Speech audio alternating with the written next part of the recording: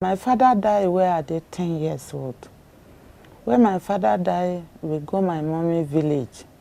So when we reach that place, my uncle and my father's some family, then collect money to do marriage for me. That time they very small. So, because the 11 years, then carry me to go meet the man. So, 13 years old, I born my first son. Will be 11 years when she died.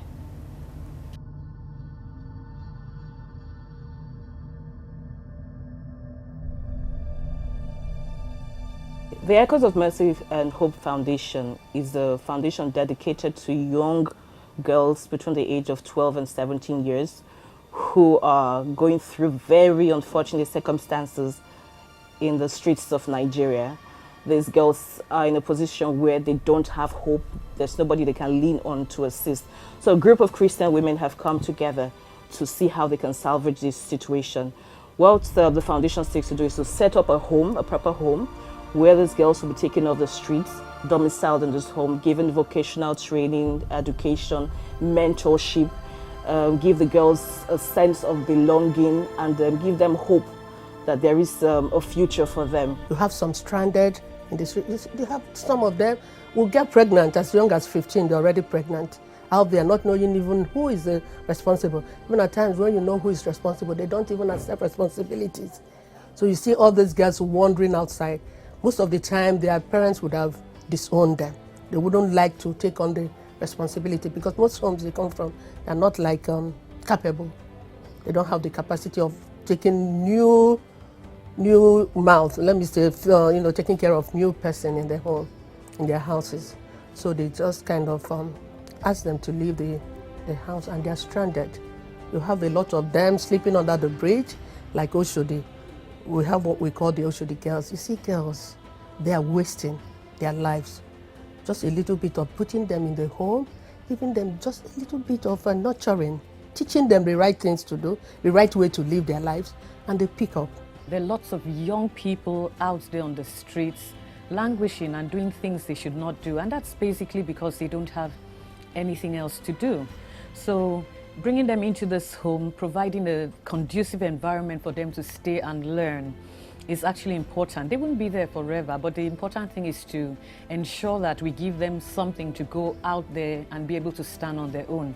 And that's basically what it is. And I specifically would be ensuring or working to ensure that the young ladies can learn a vocation and be integrated into society, because the essence is not to take them off the streets and keep them in an institution forever, but to be able to give them the skills they require to go back into society and be useful to the society. Based on where we're coming from a Christian perspective, and people actually think when we get these girls in, all we want to do is brainwash them. But really what we're trying to do is use the love of Jesus first to bring them in and teach them the love of Jesus in a transitional way. But when they go out, they can live their purpose and destiny. So that's one of the challenges we're facing. Another thing is, like I said, there's really no particular organization that caters to this demographic age for this girl. So that's one of the challenges we're facing, is we're coming in and making a difference, but we need a lot of help because there's no one who's really doing what we're doing currently. They're actually homes for maybe girls younger and girls older than that age, but for that demographic age, we don't really have people doing that. So that's another challenge we're having. The main focus is to bring the gospel to them, because the gospel is a message of hope. So we're bringing the gospel to them to give them a sense of hope that they can move forward, and we also want to give them everything they can to make them stand on their 2 feet. So they're going to provide them vocational efforts. They're going to help them to learn a trade or something like sewing or something that they can start off a business by themselves, and also just how they overcome the mental trauma they may have been through the abuse or whatever. So we'll have counseling and everything that we can get to move them forward. So that's what the foundation is about. There was a particular family that we found in the hospital that we normally go to, and she was dressed like a boy.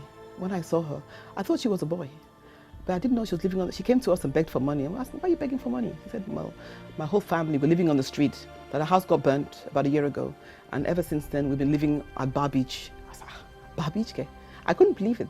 So she took me to see her mom. Her mom had just had a baby, and we were able to house them. You know, they had a traumatic story. They lost 2 kids in a fire, and after the fire, they were on the streets, living on the streets. And she had to dress like a boy. You know why? Because to fend off male advances from the street boys, you know. And so we were able to house them. But because she had been on the street for some time, after some time, she left her school and she went back on the streets. So I began to realize that they needed to be discipled.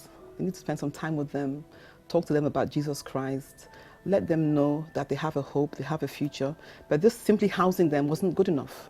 We need to spend time with them. So I did a bit of research and I found out that there were homes in Lagos for boys, but very few for girls. So I said, okay, let's do something for girls, you know. So some friends of ours got together. We're all parts like a family, and we said, even if we can't help everyone, let's help a few. Let's do something. Let's change. Let's affect people. So we got together, started raising money amongst ourselves, you know, and then we said last year, we said let's make it public. Let other people be part of this, and that's how we started the whole foundation. Echoes of Mercy and Hope Foundation was actually started by a vision given by God to Mrs. Shoebo, you know, to take in young girls that are kind of stranded in the streets and to build a home where they will be nurtured. So going according to Lagos State, they say it's only 6 months that the girls can be in the home. So by that time, they would have been nurtured and then placed in other places, you know, get a job for them where they can still, there'll be a follow-up on them, what they are doing. Then that's what it's all about. The Echoes of Mercy and Hope Foundation is an organization that has been founded by Mrs. Fola Shoyebo. And the essence of the foundation is to help young ladies who are out there in the streets, bring them off the streets into a home, a nice environment where we would tell them about Jesus, and also eventually get them to learn a vocation and become useful to themselves first and foremost, to their families too, and eventually to the larger society. It's actually a foundation that's geared towards girls between the ages of 12 and 17. What we had noticed was there are a lot of girls on the street, homeless girls who had done sex trafficking or abused, and there wasn't any care for them, most of them in the Obalende area. So what we decided to do was get these girls and put them in a home, and we have them for 6 months because that's what we're allowed by the states, and it's like a transitional home where they do vocational training and skills. And actually the main aim is just to get those girls back to the destiny that God has created for them in the first place. I really thank God for joining me for these people, because the time where I see these people, I did very terrible situation, because that particular time, I remember, because I gave my life to Christ, I faced many challenges for the place where I do my business. I do my business at Ikara, where they know say I dey go church. All of them gather themselves to not buy anything for my hand. But God Almighty, they bring customer to me. Because all these trailer people, if they come, they always like waiting at the cell. So they always come my place. Later, then scatter the place where we did. That time my challenging starts. Where I come, they say we are no na inside song, the market go down well. She go down, people there around me no green buy, because then they call me Keferi, because I be Christian.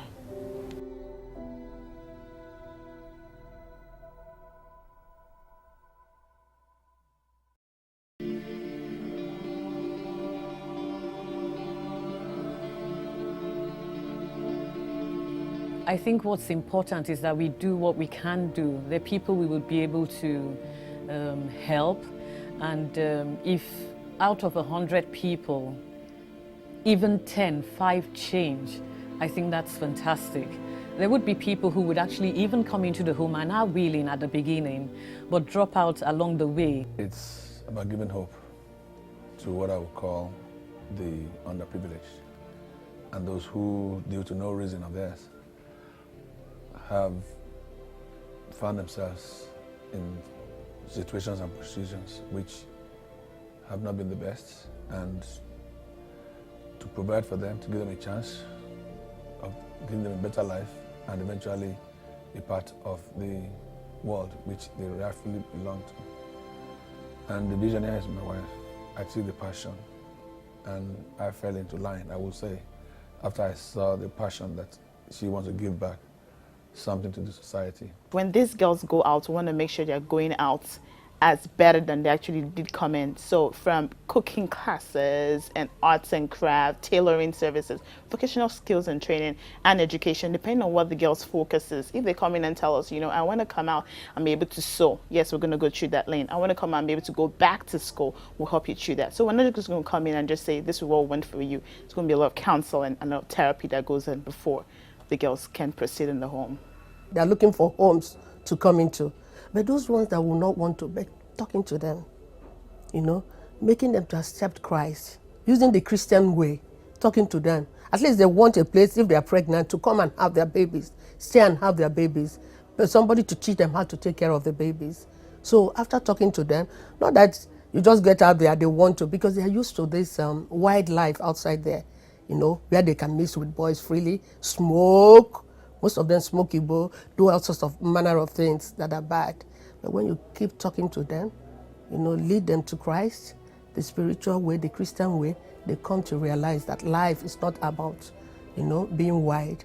They want to come to the home. Some of these girls may have stories on where they are coming from. And it's our place to equip them and then put them back into society. But you can be sure that there are certain situations where you would not want those girls to go back in. So we may need legal help to assist them in reintegration. We also would need assistance medically from government organizations, medical affiliations that will help some of the girls who may be disease reading or who may have difficulties in terms of their health. I believe very firmly in mentoring people. There's that much you can say and people take in. But I find as an older person now that I'm emulating a lot of what I saw my mom or dad do. And not things I consciously set out to learn, nor did they set out to teach consciously, I don't think. You know, but a seed, they say, doesn't fall too far from the tree. So we're going to get involved with the ladies themselves and try and teach them some of the values that we have learned along the way in growing up. And I think that's absolutely important. And outside of just us who are involved in the foundation, we're going to be looking for people in society who are good role models to come in and also help us to teach the girls, you know, what's right and proper to do. For the home, we see girls within the age of 12 and 17.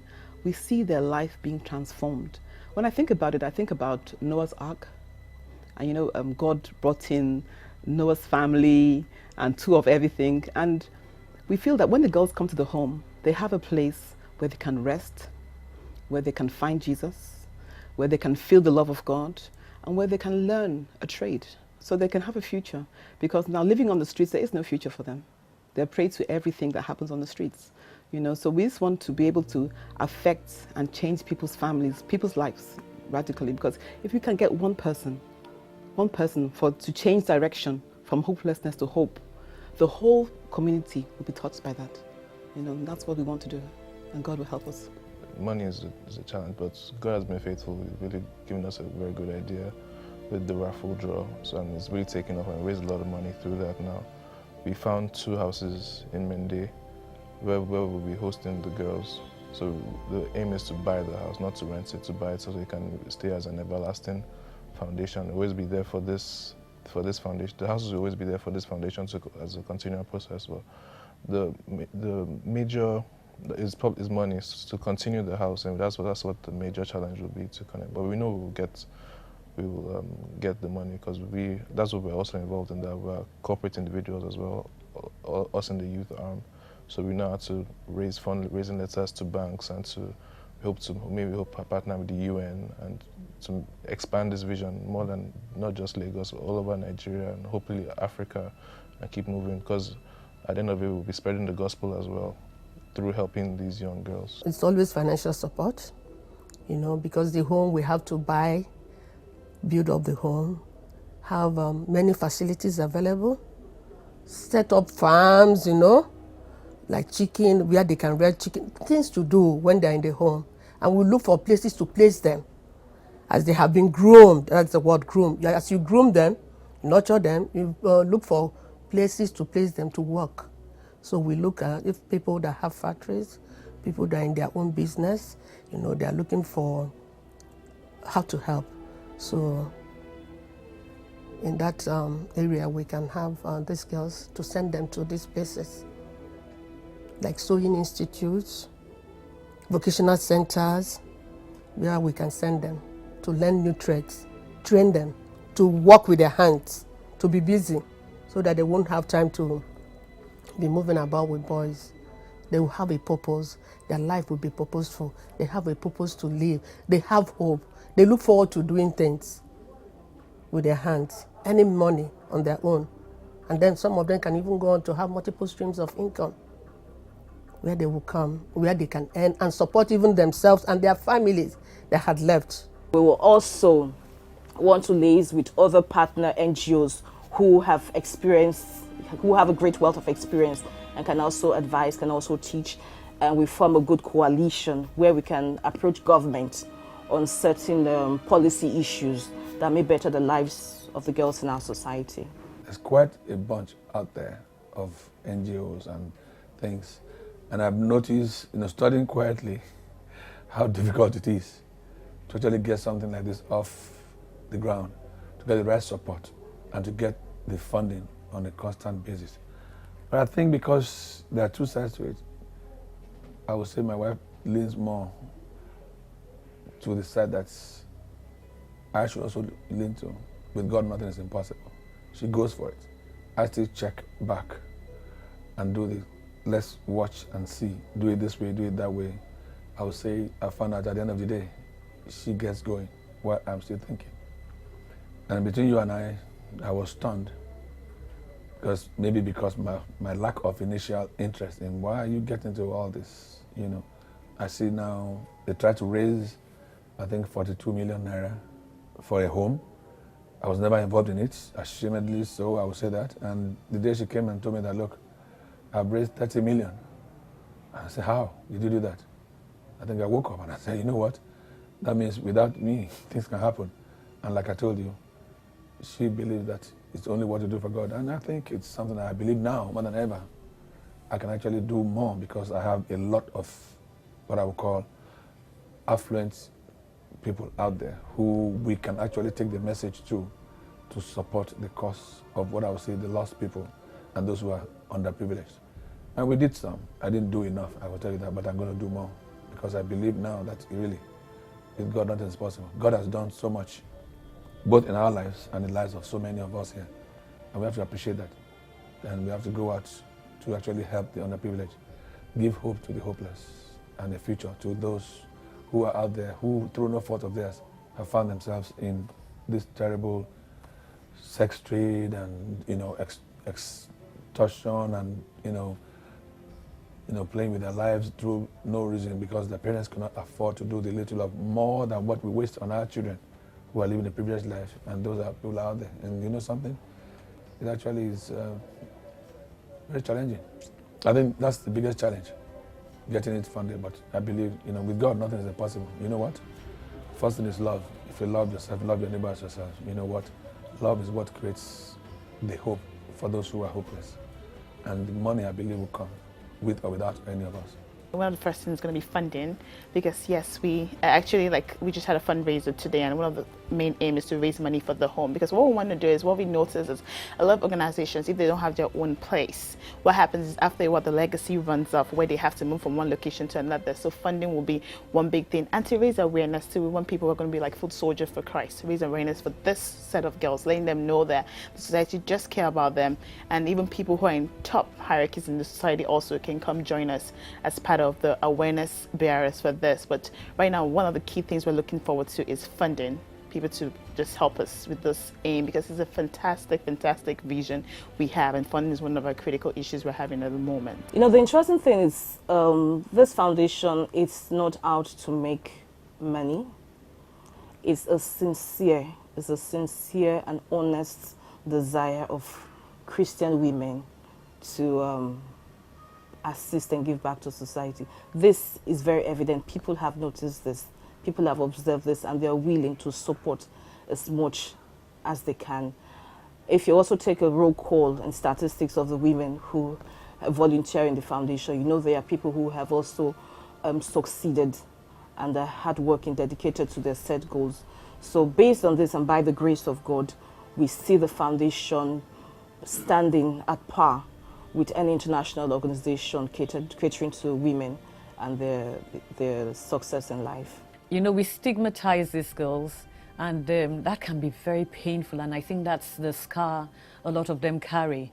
And I think what's important for everybody out there is to see them as just normal people.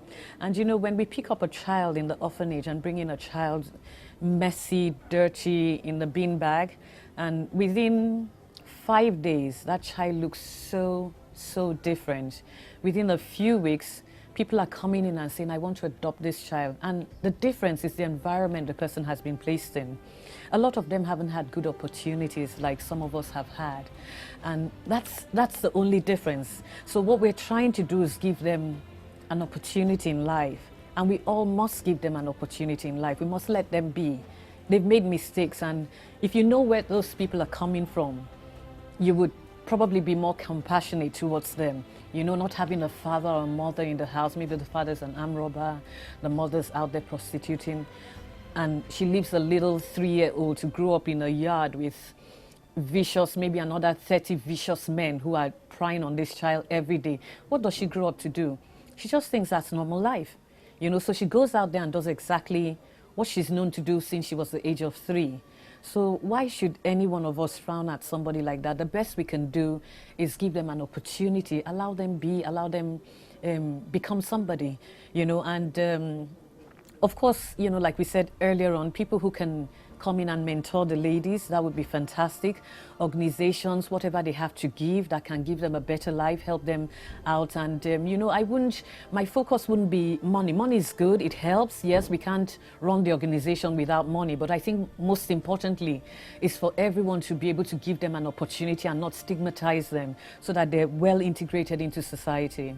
One important thing I've learned is that people want to help. People want to help. But they have to find people that they can trust. And that's why with this particular NGO, we want to be very transparent. We have a very good auditor, and we check all our paperwork. Everything is checked properly. All our accounts are checked well, because people want to know that you're not collecting their money and running away with it. So that's why we've all put money in ourselves. All the 10 unit heads, we've all invested our own money inside it. And the home is going to be a home that is something we're going to buy. We won't rent it. It's going to remain in the NGO even after we've gone. Our children will carry it on by God's grace, you know.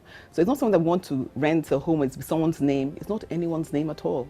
It's just for God. We just want to make a difference. I want to make them support this foundation, because this foundation do many things for people's life. It changed many people's life. It changed my life. It changed people where they outside life. We used to go meet people where they for hospital, they not get money to pay the hospital bill, they not get anything to do. Then pay for them. Our goal really is to have a home in every state of Nigeria. Every state of Nigeria. That really is our goal. We're starting off with Lagos first, and we're working very closely with Fountain of Life Church because they already have a vocational school. We believe that we need to network with what's already on the ground. We can't do everything. We're working with other NGOs as well because we need to hold each other's hands. Our motto is, together we can change the world. Not one person, but all of us together can change the world for Jesus Christ. That's our motto. God is faithful. It's taught us that He can give you a great big vision and no resources. But once you have faith, you take a step. The first step you take, He'll show you the next step. It's a step-by-step process. Even the raffle that we've just done, Amazingly enough, we didn't spend much money doing the raffle, because we were going to do a concert, and the concert would have cost us so much money. We would have had to spend money, renting a hall and everything else. And the raffle that we've done, we spent a little less than 100,000, but we've raised so much from it. So God has taught us to depend on Him. Just wait for Him and not go before Him. Some people have told me that, why don't we just go and rent the home and then buy it later? Why don't we go and get a loan? But I said, no, we're not going to get a loan for this home. The people have money, and God has put money in people's hands for this project. And through this awareness and through, people will know about this home. In Jesus' name.